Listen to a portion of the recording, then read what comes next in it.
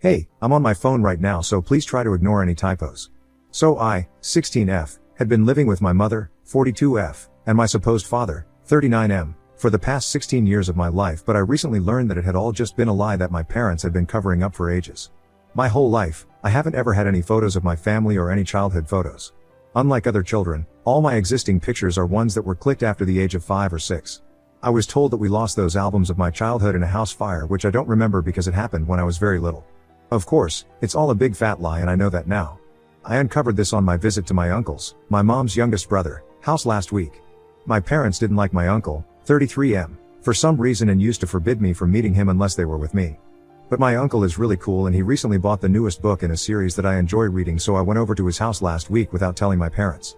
My uncle and I have always been close compared to my parents, who have always been a little emotionally distant from me. I couldn't figure out why earlier because they seemed to be close to my sister.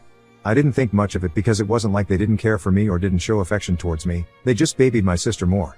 My sister Riley is just 2 years younger than me, so earlier I used to find it unfair, but then I got used to it. I love Riley, so I didn't think I needed to talk about it either as long as all our needs were fulfilled. My uncle agreed to keep my visit a secret because he knew how much of a bookworm I am. While I was going through his extensive library, I found what was unmistakably a photo album on the bottom shelf, and it was very obvious that he had tried to hide it behind another book.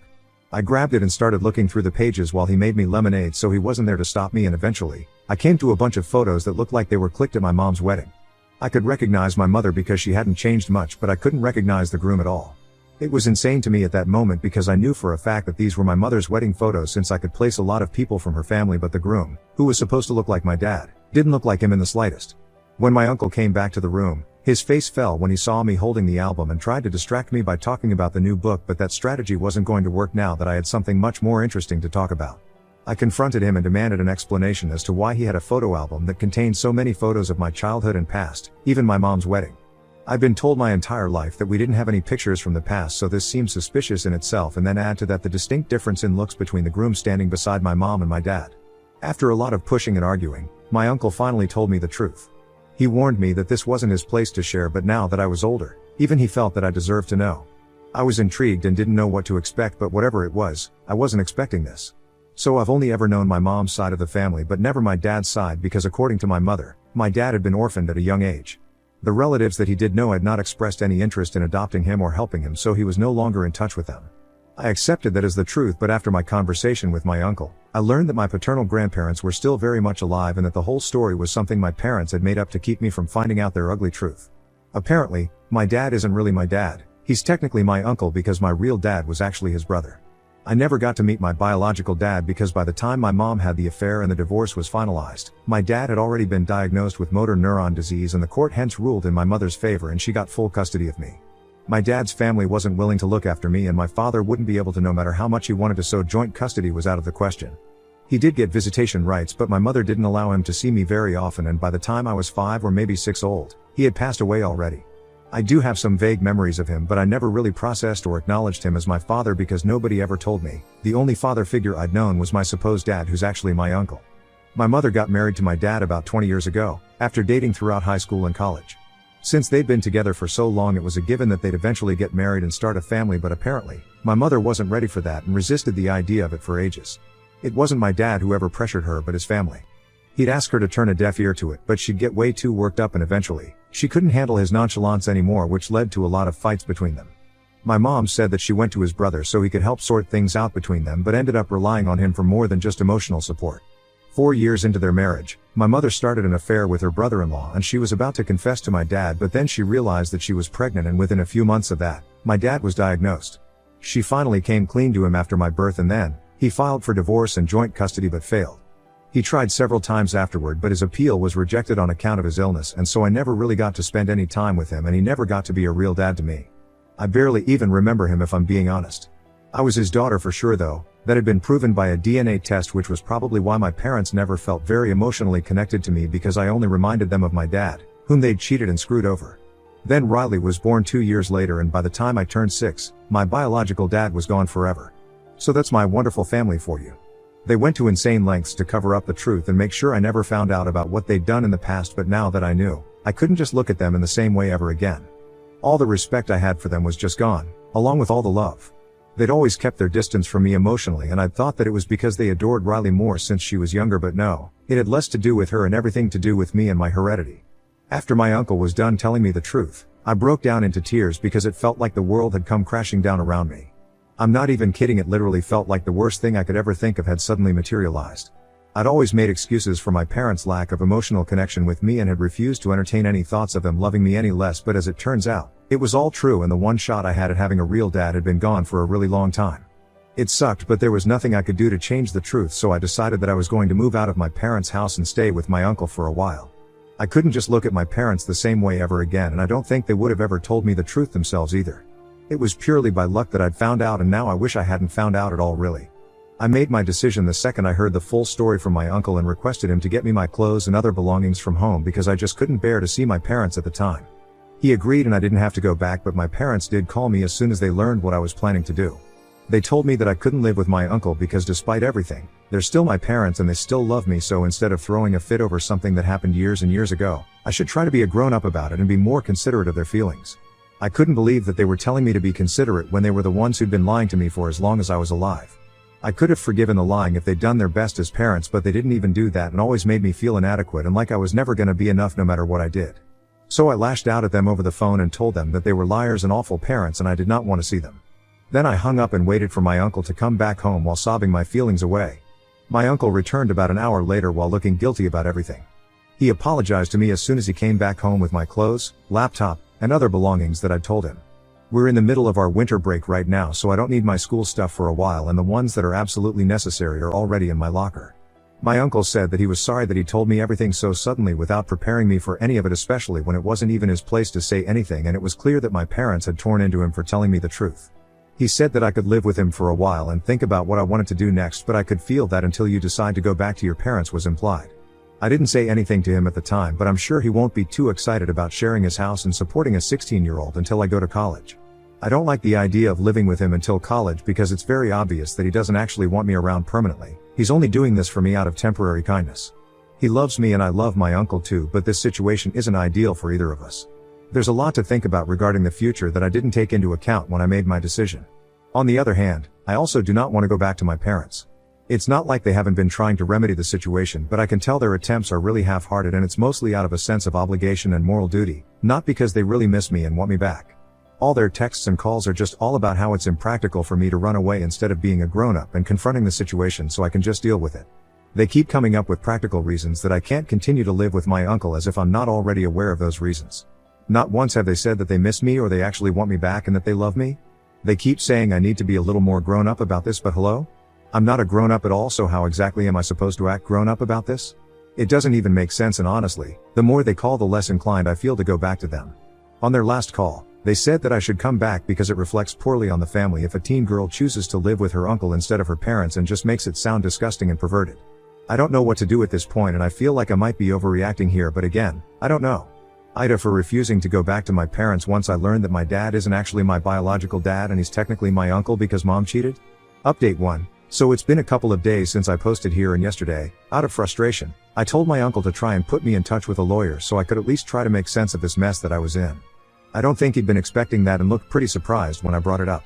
I couldn't keep it in anymore and ended up crying while telling him how lost I felt. I didn't even intend to cry, but I just couldn't hold the tears back anymore, and they just kept coming as I wiped them away and tried to explain how I was feeling. It had been almost 10 days since I moved in with him, but despite having him around and also having the constant attention of my parents, which I'd always wanted, I'd never felt more alone in my entire life. Yesterday it just got too much to bear and I broke down in front of him. Thankfully my uncle was a lot more understanding than my parents, and he hugged me and consoled me while I was crying, and after a while, he was crying too. He told me that he'd tried his best not to let me in on this nasty secret, but he just couldn't do this anymore, and when my parents had found out, they'd been vicious and had attacked him on every possible level. My mother especially had been the worst and had called him a weird pervert who wanted to hog my attention. I think that's pretty much the cruelest thing I've ever heard, because so far, nobody in this family has tried to help me at all. Least of all my parents, so for them to say something so disgusting showed me what kind of people they were and how they didn't care about anyone apart from themselves. I don't even know what kind of person says crap like that about their own daughter and brother. I'm sure they wouldn't even care for me if it wasn't for the fact that they'd actually have to explain my absence to their guests and couldn't just play happy family without me. They're just so incredibly selfish that it's literally infuriating. My poor uncle also had to face the consequences of telling me the truth and of finding out. We truly were the black sheep of our family, and I'm glad we were, because I don't think I'd be content with myself knowing that I fit in with these people. At least Riley's been great to talk to because she doesn't bring up my parents at all. The only thing she's said is that she misses having me around, but I can take as much time as I need to come back to her. She specifically said her and not us because she knew I didn't want to come back to our parents. They'd never made me feel loved or anything close to it even, and I could see that very clearly now. My uncle told me I could live with him for as long as I wanted to, and has even apologized for making me feel like I wasn't welcome here initially. He got too caught up with his own feelings but totally forgot that what I was going through in my teens was a lot harder, and if he was a good human being then he'd put my struggle above mine, which is what he planned on doing now.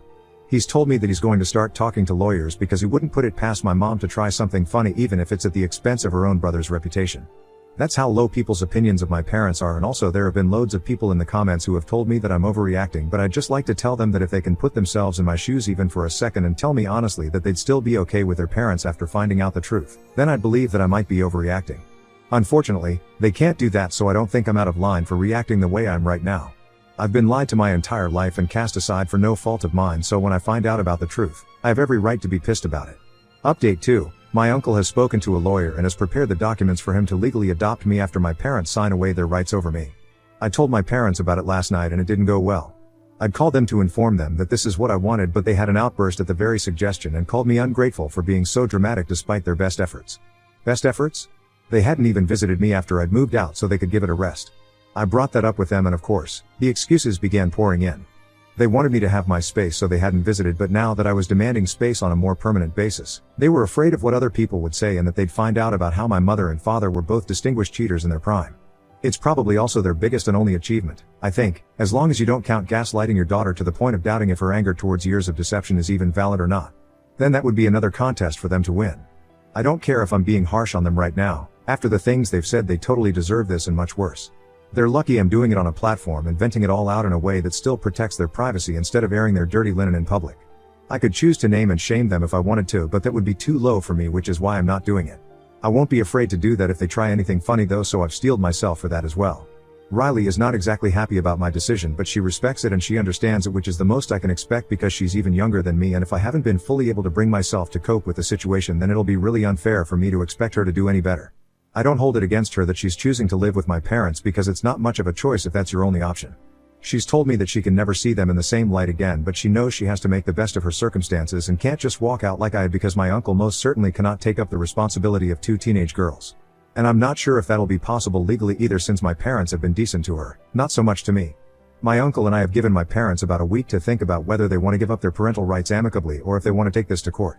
Letting me stay with my uncle voluntarily is a lot better for them because that way they don't have to waste a bunch of money on a lawyer to fight a custody case they're destined to lose, because I don't want to stay with them now anyway. Update 3. Hey, folks. Been a week since the last update and I'm happy to inform you guys that 2 days ago, my parents finally terminated their rights over me. I'll only be a minor for 2 more years, but I'm glad this happened because I absolutely do not want them to have any control over my life at all. This happened thanks to my grandparents, but unfortunately not in the way that you would expect. They didn't suddenly stand up for me, but instead came over a couple of days back to try and drill it into my head that I had to be grateful to my parents that they'd even taken care of me for so long after my dad's family refused to take me in.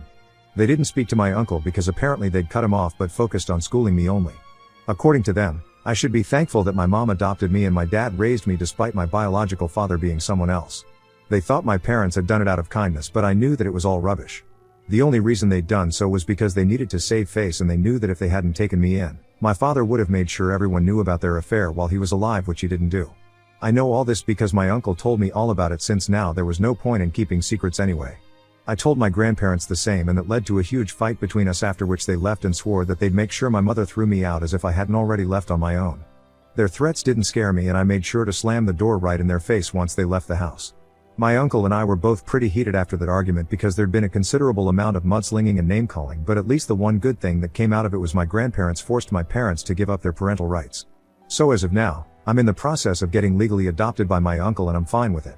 The only thing that I'll maybe miss is living with Riley, because she texted me and told me that she'd been forbidden from speaking to me or seeing me after this, but we know we're still gonna keep it up. We're certainly going to see each other at school, and maybe we won't be able to spend as much time together, but we'll have to make it work somehow. Things are gonna be different from now, but I'm prepared for it all now. At least I won't have parents who don't even love me bringing me down anymore, and can finally be myself without constantly feeling the need to seek validation from them.